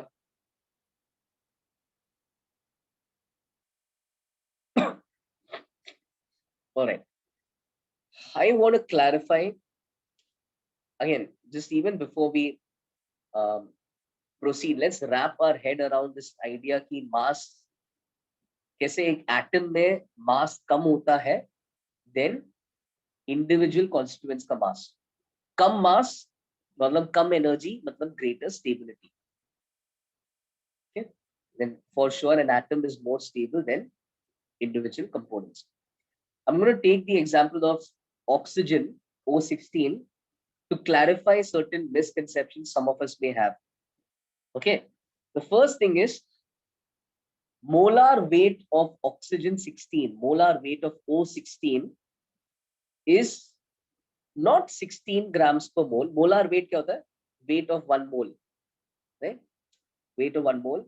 And oxygen का molar weight in chemistry, you've almost always taken it as 16 grams per mole. But right now we are at a place where we need to be more specific, because these differences in mass correspond to large changes in energy. We didn't need this energy in chemistry elsewhere, but now we need this energy because we are actually working in that realm. So we need this energy. We are concerned with these small changes in mass. So molar, in this chapter at least, the molar weight of oxygen is not 16 grams per mole, but almost always you'll find that this is never an integer. It's never an integer. First and foremost, can someone say why is it? What is one reason why it's not an integer? Like right now, even if you were to Google molar weight of oxygen, agar tum Google karoge, you will get 15.999. What is that about? तो मैंने यहाँ पे एक अलग value क्यों लिखा? Why would some other source tell oxygen का molar weight is 15.999, जबकि मैं यहाँ पे O16 का molar weight 15.995 लिख रहा हूँ? Can someone answer that? Why is this not the molar weight of oxygen? Anyone?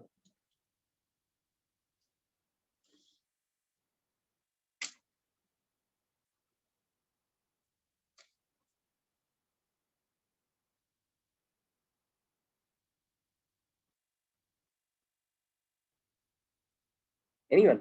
Molar weight of oxygen and molar weight of O16 में क्या फर्क है?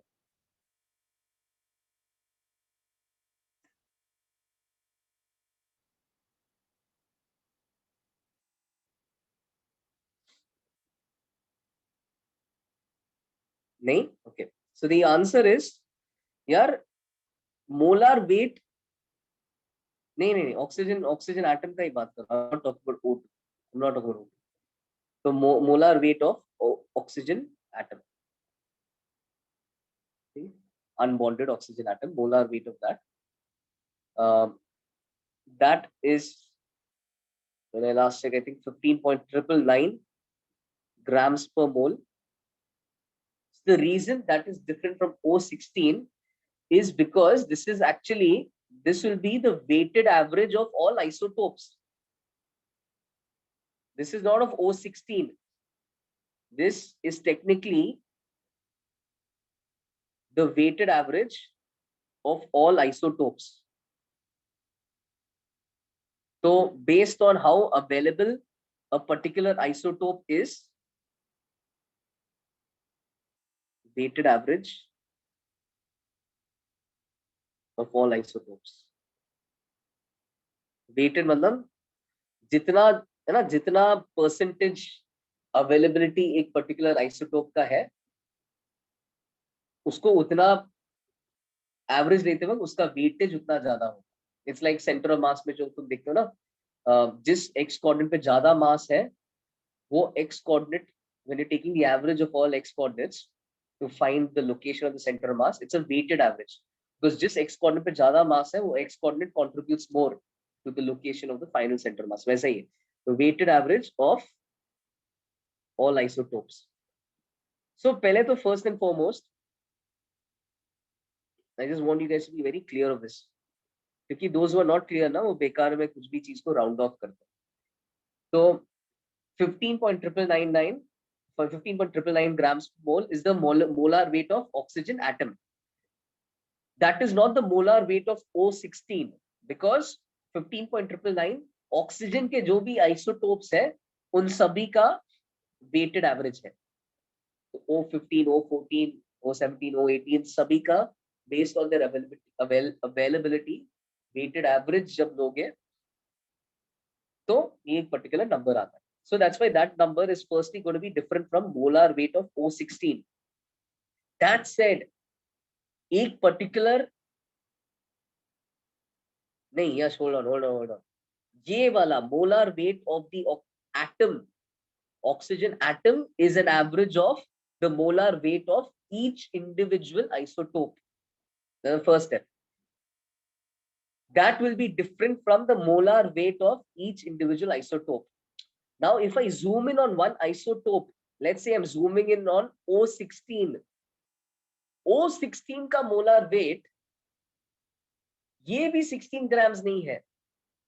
हमें ऐसा लग सकता है कि यार O16 का 16 था, O17 का 17 था, O18 का 18 था, और ऐसा करके सबका एवरेज देने पे ऐसा एक डेसिमल वाला नंबर आ रहा है.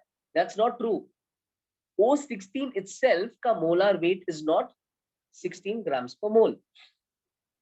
It's not 16 grams per mole. It is 15.995 grams per mole. Okay, 15.995 grams per mole. That's the molar weight of O16. Similarly, atomic weight. Okay, I'll explain why this is not 16 grams. Similarly, atomic weight, या molecular weight of, again, O16, atomic weight of O16 is going to be 15.995 U, yeah, 15.995 atomic mass units. This is going to be the atomic weight or molecular weight. Both mean the same thing. Of course, you'll talk about molecular weight when you have a molecule, and you'll refer to it as atomic weight when you have an atom. But atomic weight, your molecular weight of O16 is 15.995 U.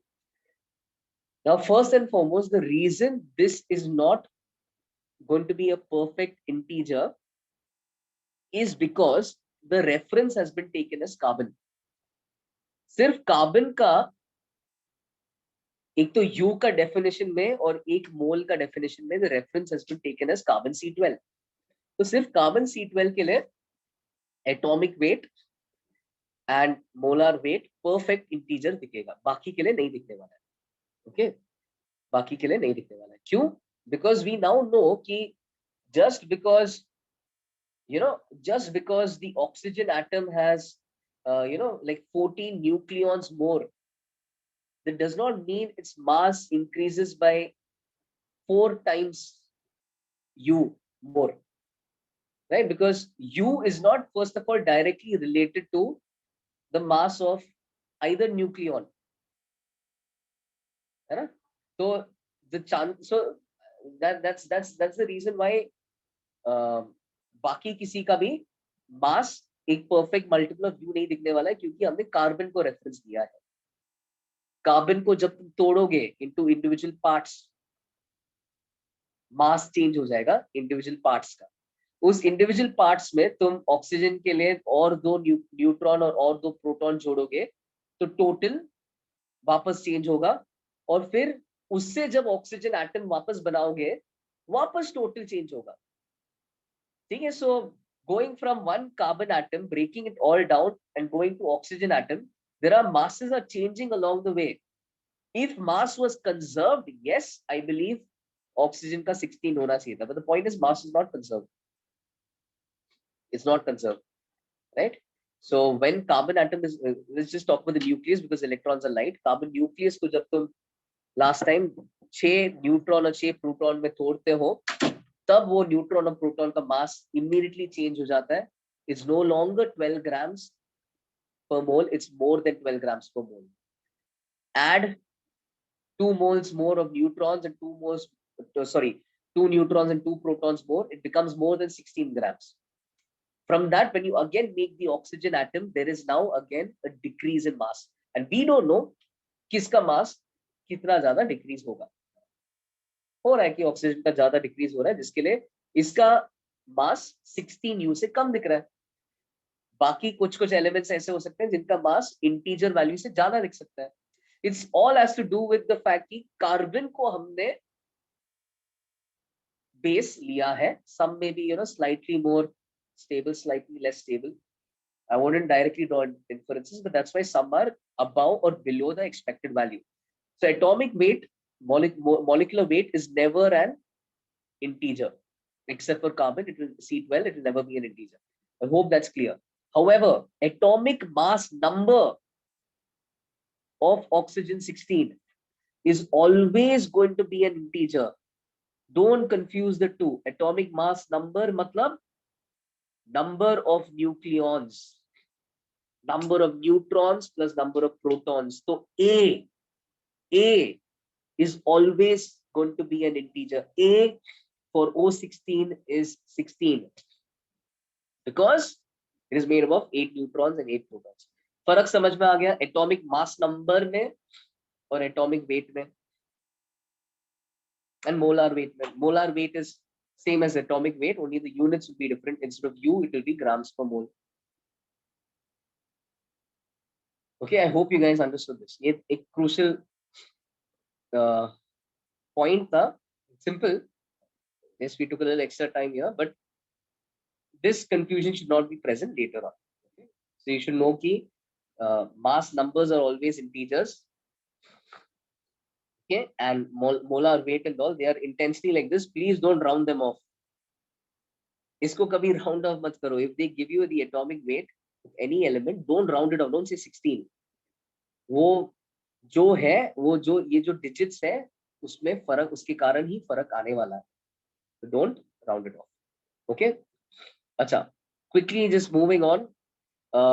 You'll be interested to find कि 8 protons का mass, 8 neutrons का mass and 8 electrons का mass जब तुम add करोगे individually, proton, neutron, electron का mass in terms of U was given on the previous page. अगर मैं ऐसा add करूँगा और oxygen atom बनाऊँगा, oxygen atom always includes electrons. So oxygen atom has 8 protons, 8 neutrons, 8 electrons. But if I add their masses individually, I get 16.132 U. And if I just add the protons and the neutrons, I get 16.128 U. Just to tell you electrons का कितना, give you an idea, electron का contribution कितना होता है. तो ज़्यादा फर्क electron के कारण पड़ता नहीं है, थोड़ा सा फर्क पड़ता है. But this is the point. Clearly, individual parts weigh more than the atom. Individual parts weigh more than the atom. Aditya, I'll answer that. I'm so sorry. Individual parts weigh more than the atom, and the reason for that is the atom is more stable. Okay, more stable means less energy, lesser mass. Okay, to break the atom into 8 protons, neutrons and electrons, तुम्हें energy देना पड़ेगा. वो energy जो तुम दोगे, that will get converted to mass as it breaks down to 8 protons, neutrons and electrons. Got it?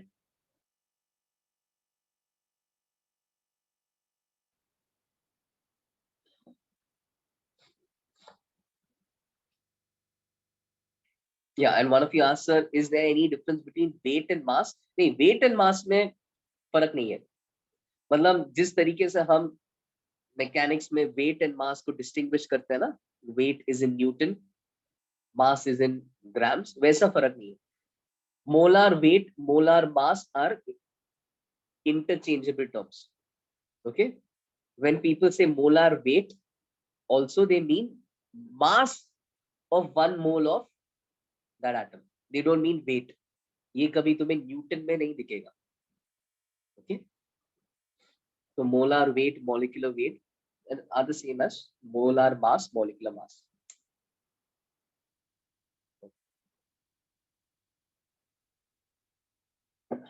But that is different from mass number. Okay, the number is going to be an integer.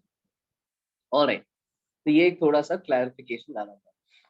All right, so last 19 minutes I'll just introduce you to the idea of binding energy of a nucleus.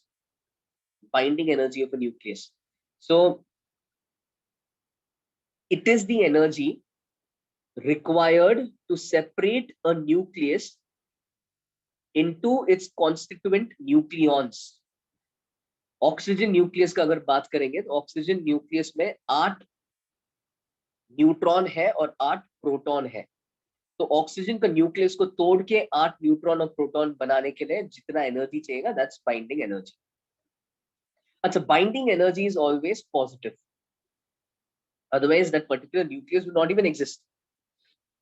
ठीक है, अगर binding energy ही negative है, मतलब तुम्हें energy देना ही नहीं पड़ रहा है, मतलब वो न्यूक्लियस एग्जिस्ट ही नहीं करेगा. It will disintegrate into protons and neutrons. This is not the same as unstable nucleus. Unstable radioactive nuclei, as we'll see later, they are ones which try to change to a more stable nuclei. उसमें वो nucleus फटता नहीं है like a balloon, फटता नहीं है. It just emits a certain particles or makes some changes to become more stable. Okay, it's greedy for more stability. Okay, so it sees a more stable nucleus that it could turn into, so it changes into that. That's even unstable nuclei के लिए binding energy is positive. Because binding energy is talking about energy needed to destroy the nucleus completely, is shatter it into its individual parts. वो कोई भी nucleus के लिए होता नहीं है. जो भी nucleus के लिए होना चाहिए था, that nucleus does not exist. Because if it had existed, even if it had existed, it would have automatically split into all constituents. Okay, so therefore you are never going to find an atom with 100 neutrons and 1 proton. होता ही नहीं ऐसा atom. Okay, there were, even as I showed you this graph, there were portions of this graph जहाँ पे atoms है ही नहीं. 100 neutrons, 2 proton का atom बनेगा ही नहीं. Nucleus बनेगा ही नहीं. Is not even unstable, वो बनेगा ही नहीं. बना भी दो, वो तुरंत एनर्जी बाहर फेंक के, बहुत एनर्जी लगा के बना दो, उतना ही एनर्जी वो बाहर फेंक के न्यूट्रॉन और प्रोटॉन बनेगा. Okay, so they are not unstable, they don't exist. Unstable ones just try to become more stable. Unstable ones are those white circles on the graph trying to become a black circle. But every nucleus which does exist has positive binding energy. अच्छा, अब हम क्या करेंगे, मान लो oxygen atom को तोड़ना है, तो हम एनर्जी सप्लाई करेंगे. The supplied energy gets converted to mass.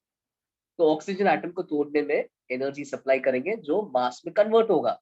As it gets converted to mass, the combined mass of individual nucleons increases and is always greater than that of the nucleus. So if I am going to destroy an oxygen nucleus, then I need to give energy. The energy I give to that system gets converted to mass, which is why oxygen nucleus ka mass is, I'm ignoring the electrons, is roughly 15.995, whereas oxygen एक बार उसको destroy कर लिया तो 8 protons and 8 neutrons का mass is so much more. 8 protons and 8 neutrons का mass is so much more. Okay, oxygen nucleus का मास रफली 15.991 होगा, अगर इलेक्ट्रॉन्स हटा देंगे तो इसका 16.128 है. सो मास इंक्रीजेस क्योंकि हम एनर्जी दे रहे हैं. All from Einstein's theory. Now अब देखो बाइंडिंग एनर्जी कैलकुलेट कैसे करना है. तो let capital M be the mass. Okay, जल्दी देखो. Let capital M be the mass of a nucleus, electrons excluded. ठीक है, let capital M just be the mass of the nucleus of a particular element. Nucleus में electrons हम गिनेंगे नहीं. Okay, so by definition of binding energy is, I think I missed the line. So हाँ, एक तो हम बोल रहे हैं कि यार individual nucleons का mass is greater than that of the nucleus. वो individual nucleons का mass, that extra mass is called as mass defect. And mass defect is always positive. Okay, this is again from your NCERT. This is called as mass defect. HCV में एक topic रहेगा mass excess. Please don't read that because that will confuse you. That is not relevant and that is not connected to this. That's a completely different term. Maybe in the end I can explain what that is, but that is not related to this at all. Okay? This is a more important term. Mass defect is the difference in the mass you finally have of the individual parts with the mass you have for the nucleus. Okay, so mass defect for an atom of this element is going to be what? So when I break this element into its individual parts, I will have Z protons, जिनका mass होगा Z into mass of 1 proton. I'll have N neutrons. अब n को जो दिख रहा है उसकी terms में लिख रहा हूं, तो a माइनस z न्यूट्रॉन्स रहेगा. ठीक है, mass number minus atomic number, neutrons रहेगा, तो उसका मास हो जाएगा n neutrons into mass of 1 neutron. So this is the total mass of the constituent particles of a nucleus. This mass, individual particles का mass, protons and neutrons का mass, minus combined nucleus का mass, which I am saying is capital M, that difference is mass defect. तो समझ में आ गया?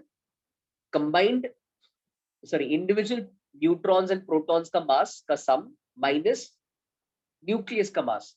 तो oxygen के लिए 8 प्रोटॉन का मास प्लस 8 न्यूट्रॉन का मास जो 16.12 कुछ तो था, माइनस ऑक्सीजन न्यूक्लियस का mass 15.991, that is going to be mass defect. इतना मास बढ़ रहा है. Very nice, yes Yash, absolutely. तो मास डिफेक्ट से कितना एनर्जी सप्लाई करना पड़ेगा वो समझ में आता है. तो यहाँ पे just to refer to that, mass defect, इतने से मास बढ़ रहा है, मतलब तुम्हें कितना तोड़ने पे इतने से मास बढ़ रहा है, तो this mass into C square, इतना एनर्जी तुम्हें देना पड़ेगा. This mass into C square, इतना एनर्जी तुम्हें देना पड़ेगा इसको तोड़ते वक्त. That energy then is your binding energy. So mass defect into C square is binding energy. But इसमें ये फॉर्मूला में एक प्रॉब्लम है.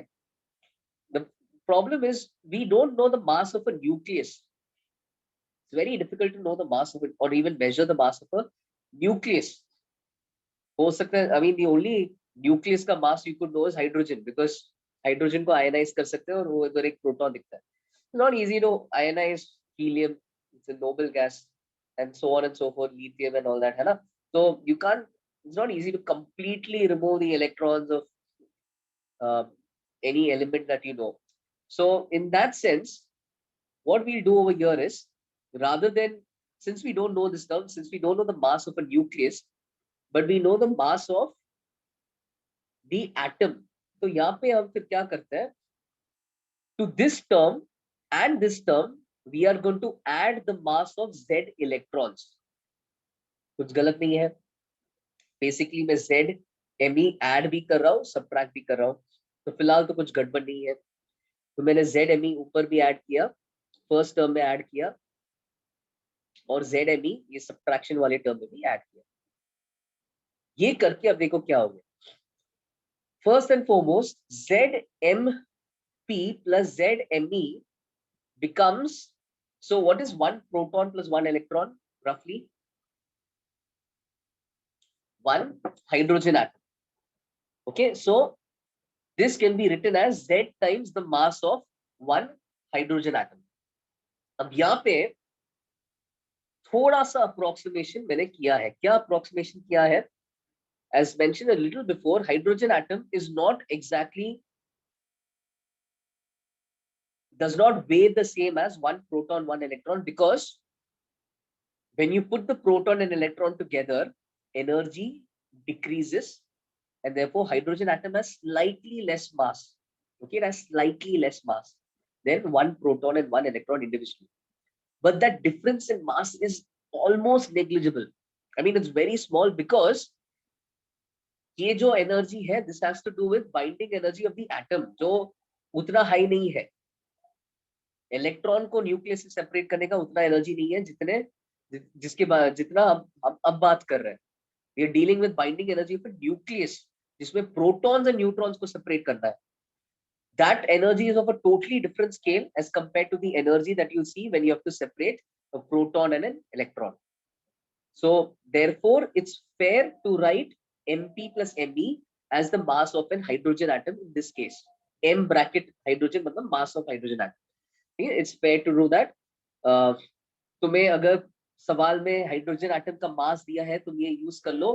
अगर तुम्हें प्रोटॉन और इलेक्ट्रॉन का मास दिया है, तुम हाइड्रोजन एटम का मास को प्रोटॉन और इलेक्ट्रॉन का मास के टर्म्स में यूज कर सकते हो. तीनों दिया, फर्क पड़ेगा नहीं. हाइड्रोजन एटम का मास will be very very close to Mp plus Me, so you can really use either. Okay, so that is one change I've done. I hope there's no confusion there. फिर A minus Z mass of a nucleus, that is still there. Okay, अच्छा, minus अब यहाँ पे क्या है, M plus Z Me. This is M was what? M was the mass of only the nucleus.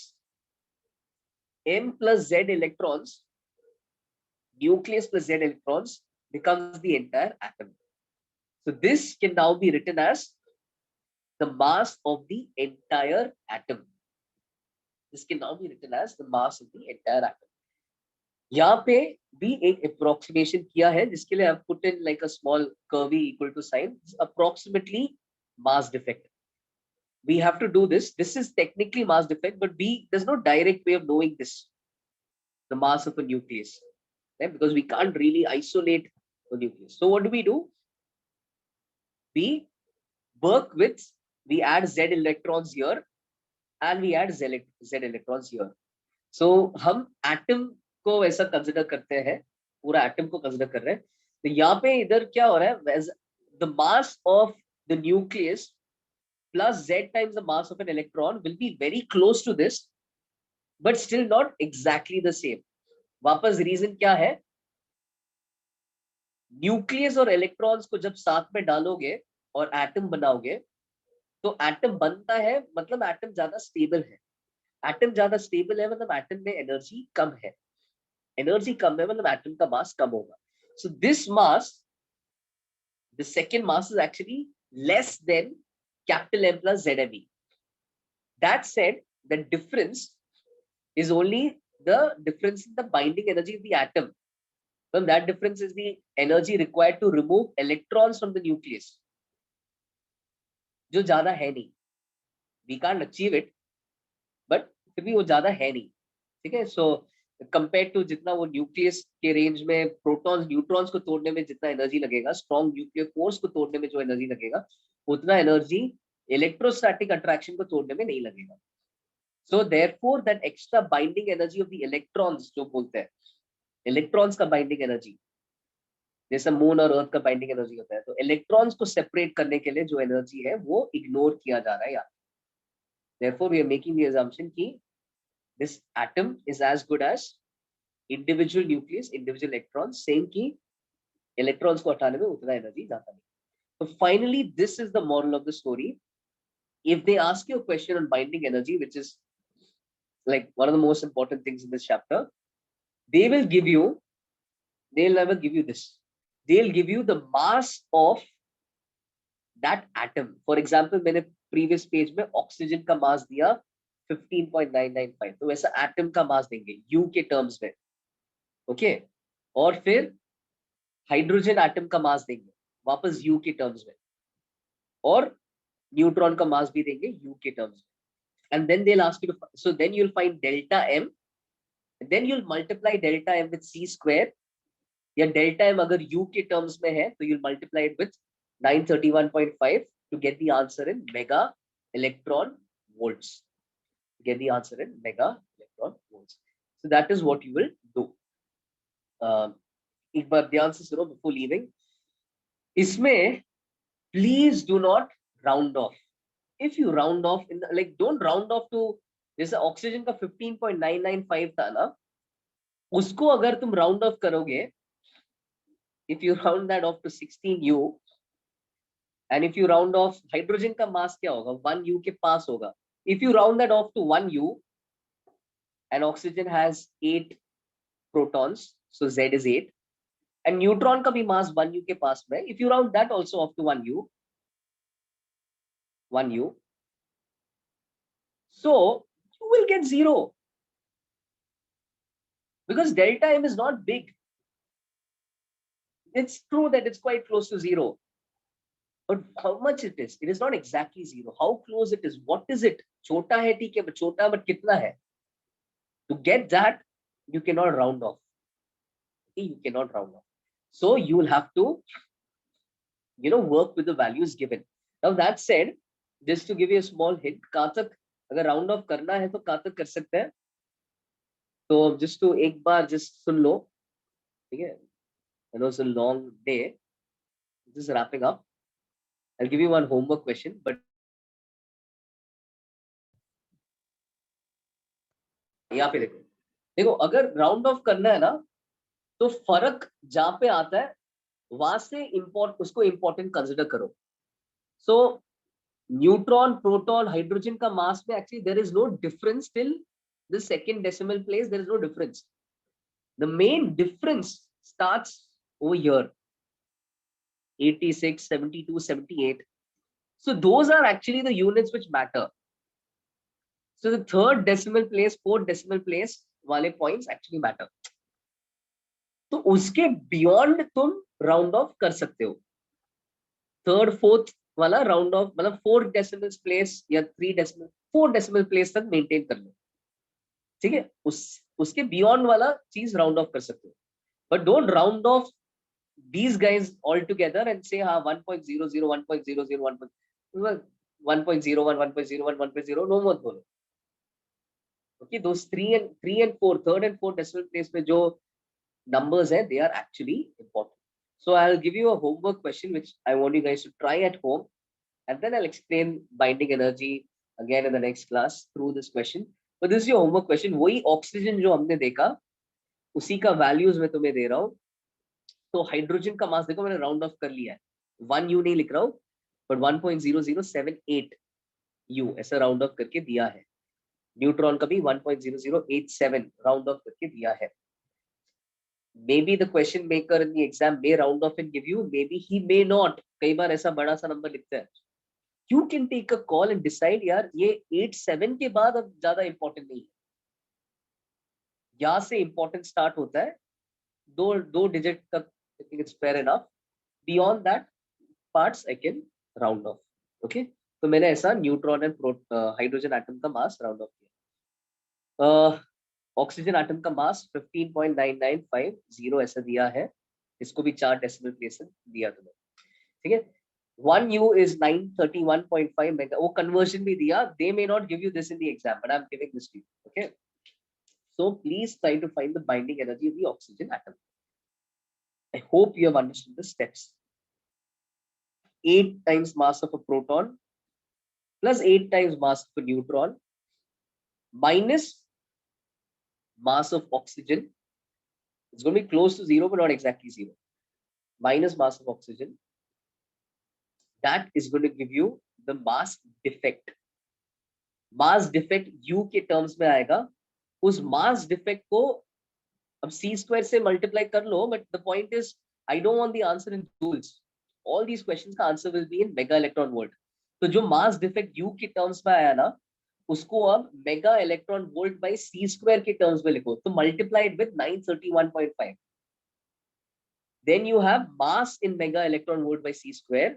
उससे जब तुम एनर्जी कन्वर्ट करोगे, जो आंसर मास का आया था वही आंसर एनर्जी का होगा इन मेगा इलेक्ट्रॉन वोल्ट. तो कन्वर्ट बेसिकली जो मास डिफेक्ट आया उसको 931.5 से मल्टीप्लाई करो. So try question 9 at home. Since we're meeting next week, try 10 also. Just try 10 and if possible, and I'll because explain that in the next class. We'll walk through it in the next class. Okay, bye-bye. Anyone has anything that you want to clarify? Again, I said part of this chapter can seem a little intense calculation wise. There will be calculations. These questions, we can't make numbers better. I tried my best. You can't make numbers better. So there will be little calculations. It may seem irritating, but just work through it. That's all I can say. It will eventually be scoring.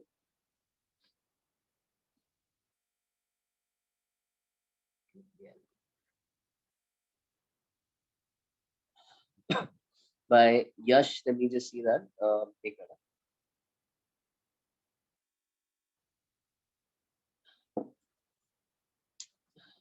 Is 9 by Y 1 by B plus 3 by N?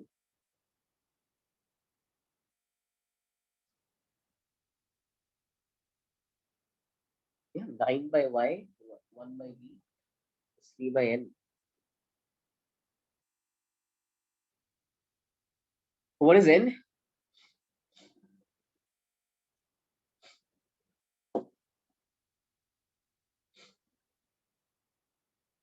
Shear modulus.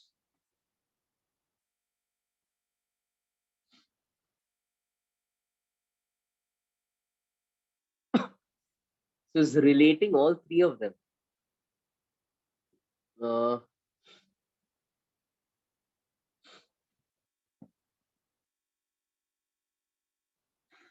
Not even sure where it comes from. Solution of a mains question. Can you just share the question on the group? But I've never seen this before. ठीक है, अगर दिख गया तो let me know. I don't know. I mean, I don't think this could be important because I have never seen it, and I don't think NCRT. You guys are CBSE students. Have you ever seen something like this in the NCRT? No. Most likely would not be important. I'll see and think if I can derive it.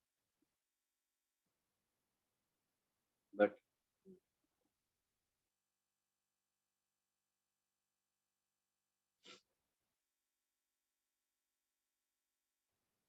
if I can derive it, I'll let you know. Okay?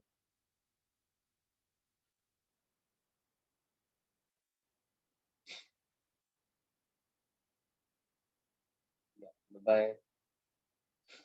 Or ये है because is it for any before I start? Is it for any specific object like a yeah? Was what was the object in the question? Could depend on that. Was the object a sphere or was it in general true for any random object? Was it a sphere? Was it a cylinder? Okay. अगर दिख गया तो बता रहा हूँ ठीक है.